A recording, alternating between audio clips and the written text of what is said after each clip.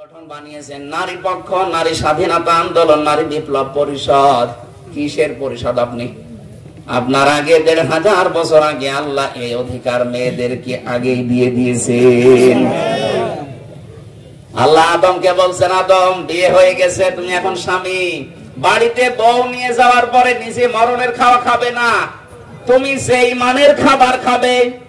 তবে আগে খেয়ে নেবে, তারপরে বউ খাবে, এ কথাও নেই। একবারে ও কোলা দিয়েছেন, তুমি যেই মানের খাবার খাবে, যেই মানের পোশাক পরবে, যেই ভাবে থাকতে পারবে, ওই রকম ঘরে, ওই রকম পোশাকে, ওই রকম খাবার তাকেও দেওয়া লাগবে। কথা বলেন না কেন? নারীরা যদি এই অধিকার বুঝতো, ওরা ওদের অধিকার আদায়ের জন্য আন্দোলন করতো। ওরা এই অধিকার গল্প বোঝে না। এই জন্যই তো আমি বলছিলাম, এই পৃথিবীতে যদি ইসলাম আসে, সবচাইতে বেশি অধিকার ভোগ করবে মেয়েরা।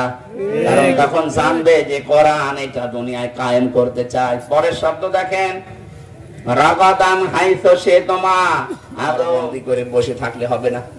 তাকে আপনার সামর্থ্য মতো আপনি নিয়ে যাবেন ঘুরতে, আত্মীয় স্বজনের বাড়ি যান, বিভিন্ন অনুষ্ঠানে যান, এটা জায়েজ নেই?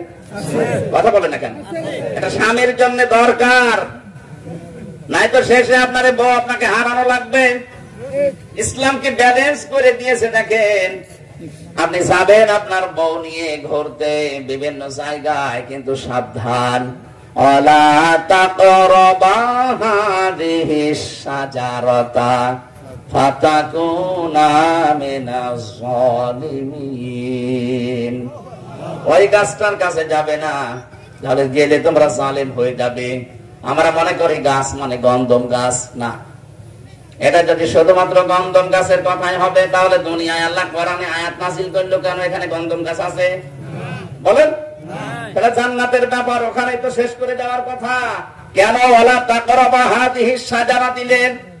তাফসীরে হাক্কানী মুফাসসির লিখেছেন, এই গাছ বলতে আল্লাহ বর্ডার বুঝিয়েছেন। আল্লাহর বিভিন্ন সীমা দেওয়া আছে, বর্ডার দেওয়া আছে। আপনাদের এলাকার পাশে মনে হয় বর্ডার আছে।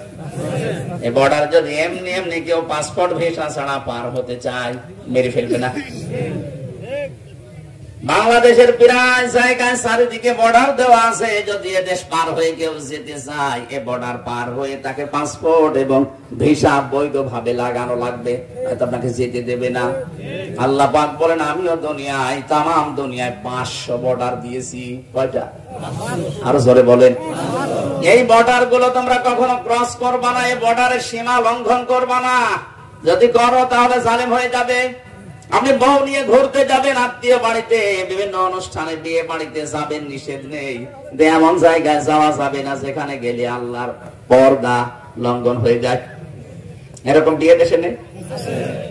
আপনার ভাইয়ের মেয়ের বিয়ে হচ্ছে, মনে করেন বোনের মেয়ের বিয়ে, সে হয়তো ইসলামী মাইন্ডের না, এমন কায়দায় চালাচ্ছে, গায়ে হলুদ মলুদ দিয়ে বেপরদার লাইন চলছে। আপনার বউ নিয়ে ওই জায়গায় যাওয়ার দরকার নেই। প্রশ্ন আসতে পারে, বোন মন খারাপ করে। আপনার বোনের মন খারাপ আগে না আল্লাহর আদেশ আগে? এই যে এই কথা বোঝাচ্ছিলাম। আপনি বউ নিয়ে ঘোরাফেরা করতে পারবেন না তা না, যেতে পারবেন, যেখানে ইচ্ছা যান, যা ইচ্ছা খান, কিন্তু যেখানে গেলে আল্লাহর বর্ডার ওভারটেক হয়ে যায়, আল্লাহর বর্ডার ক্রস হয়ে যায়, নিজেরও পর্দা থাকবে না, বউরও পর্দা থাকবে না, এখানে যাওয়া যাবে না। বাংলাদেশে কত মেলা হয়, এই সমস্ত মেলার নাম দেয় বৃক্ষ মেলা, বৃক্ষ খুঁজে পাওয়া যায় না। বই মেলা নাম দিয়েছে, বই নিয়ে। শিশু মেলা, শিশুরা কই? শুধু শিশুর খালারা আর মামারা। ওখানে যাওয়ার পরে দেখি অ্যাক্সিডেন্ট হয় ট্রাকে আর বাসে। হ্যাঁ, কত রকমের অ্যাক্সিডেন্ট হয়, হাতে, চোখে, মুখে, নাকে, বাকিটা বললাম না। অ্যাক্সিডেন্ট হওয়ার জায়গায় বউ নিয়ে যাওয়া যাবে? বলেন বলেন। এই জন্য মেয়েরা যারা এসেছেন, সম্মানিত মা বোনদেরকে বলছি, ইসলাম যদি সত্যি এদেশে এসে